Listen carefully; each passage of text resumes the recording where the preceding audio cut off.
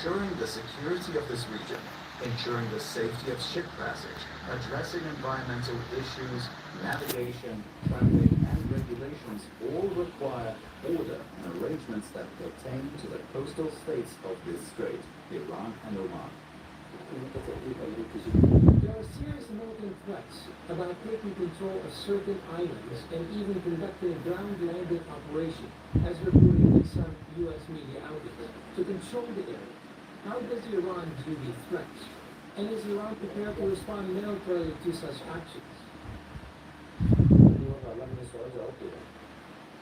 I have previously answered this question once and said that we are waiting. I do not think they would dare to do such a thing.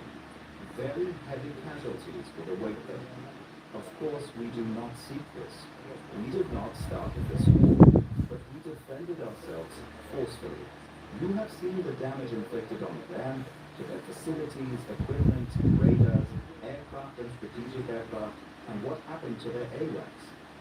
In ground warfare, we are even better than this. We are fully prepared to confront any ground threats to our country, and we hope they do not make this mistake.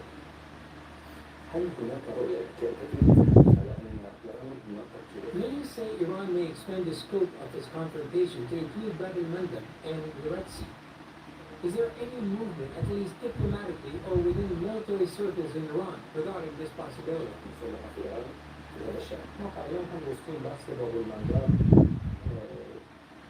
We have said before that the issue of Bab al-Mandeb concerns the countries of the region, and Yemen has its own policies in this regard.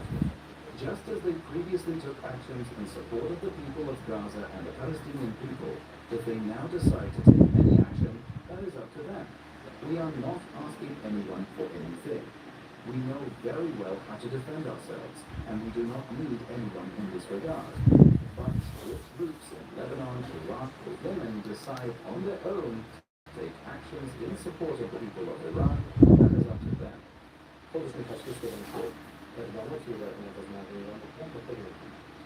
There are reports that Iran is demanding that any negotiation table with the United States to end the war should include all members of the Axis of Resistance. What do you mean by that? From our perspective, any end to the war in Iran must be comprehensive and complete across the entire region.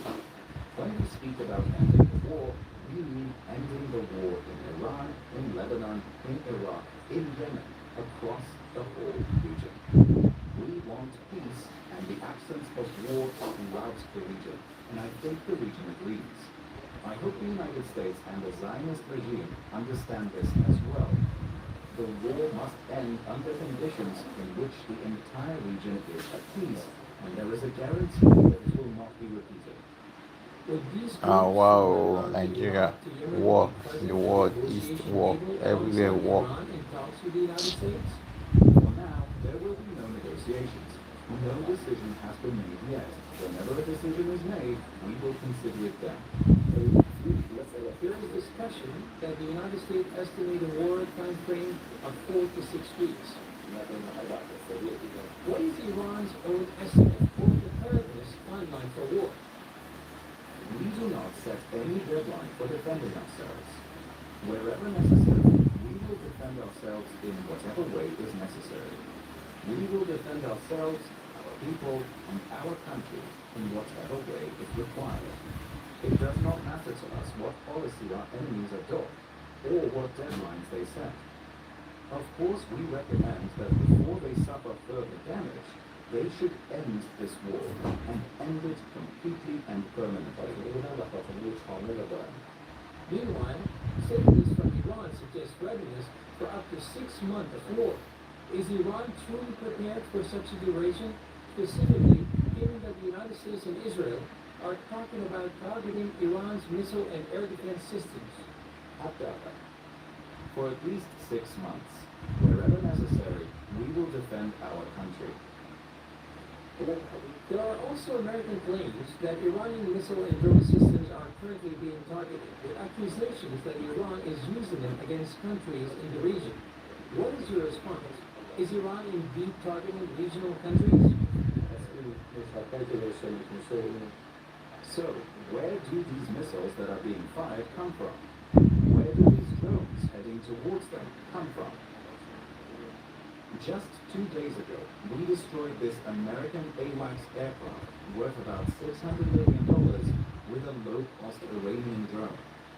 So where do these come from? I think we should not pay much attention to the American propaganda campaign. The world is aware. It sees that our strikes are continuing consistently and that they have not been able to stop them. They have also not been able to reopen the Strait of Hormuz. They even sought help from other countries, but still couldn't do it. Now they are even pleading for negotiations. Therefore, I think we should not pay too much attention to our enemy's propaganda. The reality on the ground is that we have maintained our defensive capabilities. Our strikes against the enemy continue, and they continue strongly.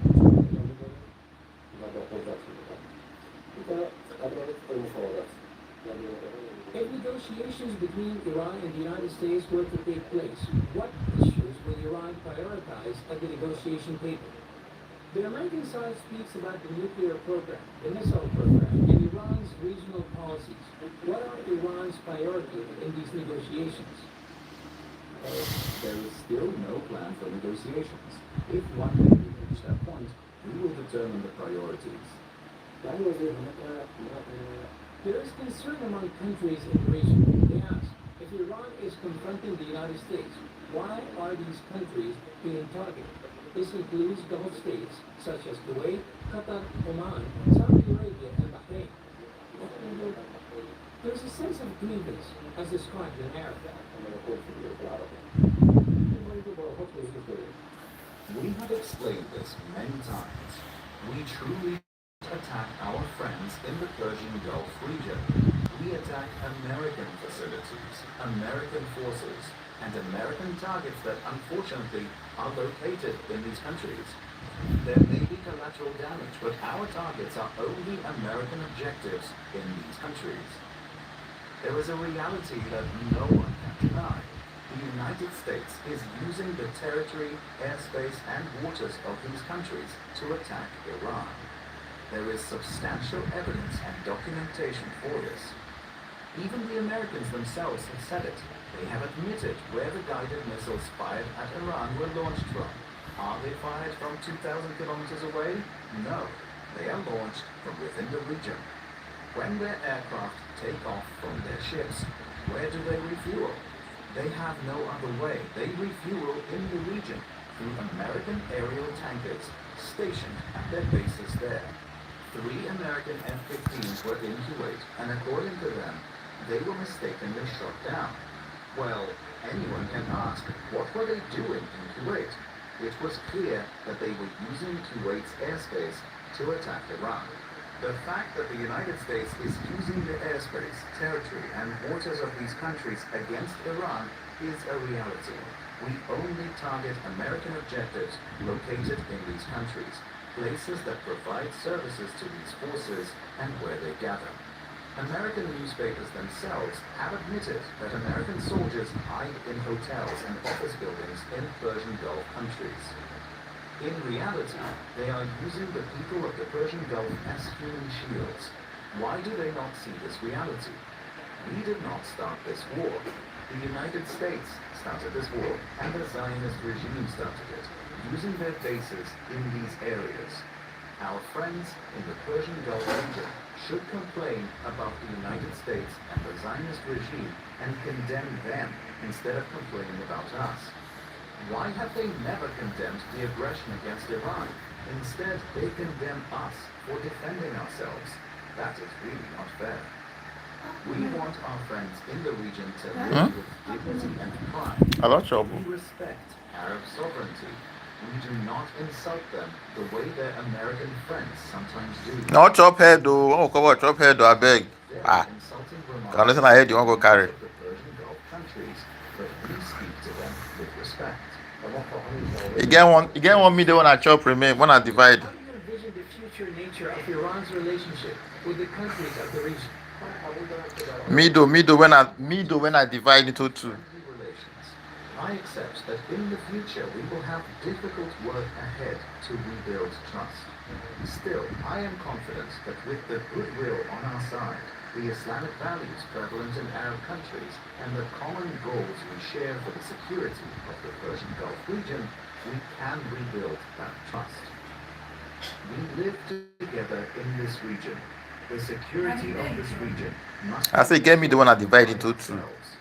The presence of American bases in this region has shown that they not only do not provide security, but are actually against the security of the region. Our friends in the Persian Gulf region should ask why American bases could not protect their security and instead became a source of insecurity for them. If there were no American bases in Saudi Arabia, Qatar, and the other countries of the region, no one would attack them. The presence of American bases in the region disrupts the security of countries of the region. In the future, we must reach a joint decision to live together in security. Security requires a collective regional structure.